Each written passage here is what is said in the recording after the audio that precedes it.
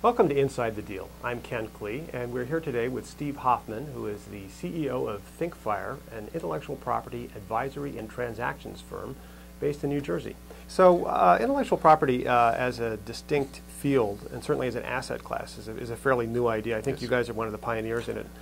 Tell me what's going on with the business in this climate. Well, I think it's very interesting. I mean, the business has been evolving over the last 10 years, and what's happened now, I think there's two things that are making the market very interesting. One is many companies that have been building their portfolios have now gotten to the point where they have sufficient number and breadth of assets that they can start thinking about, well, maybe I can monetize some of them by selling the things I don't need or licensing some of my portfolio. So you've got people thinking more about monetization than they have in the past just because of the evolution of the industry.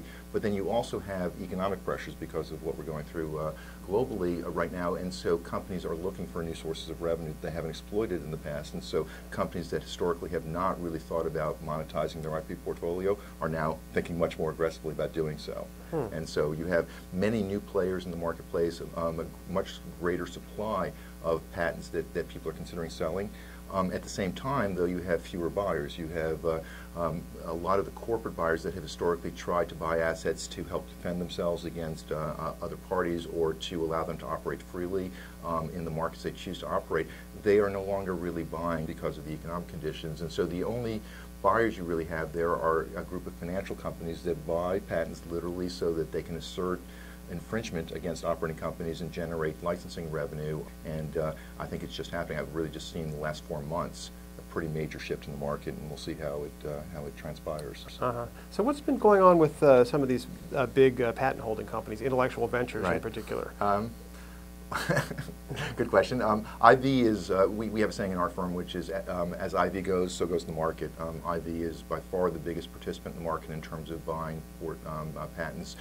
In the last 4 or 5 years, they've represented at least 50% of the market in terms of acquisition. And now what IV is doing is they've acquired large portfolios of patents, and they're starting to generate licensing revenue for their investors using those portfolios. And they continue to be a major player in the market, but there's some evidence that their pace of acquisition is slowing down as they've gotten to the scale they need to be at.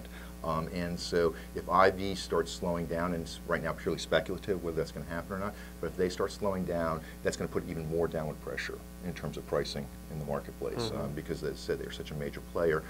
There are other new entrants. There's, IV represents a class of investors that buy assets for assertion and for generating licensing revenue, but there are other players besides IV that do the same thing. There's another category of financial buyers, and there was a new entrant recently, RPX Corporation, that buy patents so that companies like IV can't get their hands on it. So that RPX is owned by operating companies who want to take the ammunition, if you will, out of the hands of companies like IV, and they've become a very active player. They're very well financed. So IV might be slowing down a little bit, but new entrants like RPX are driving up the demand.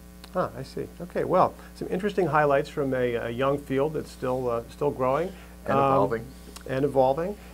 Steve Hoffman, thank you very much, and thanks for joining us on Inside the Deal. I'm Ken Klee.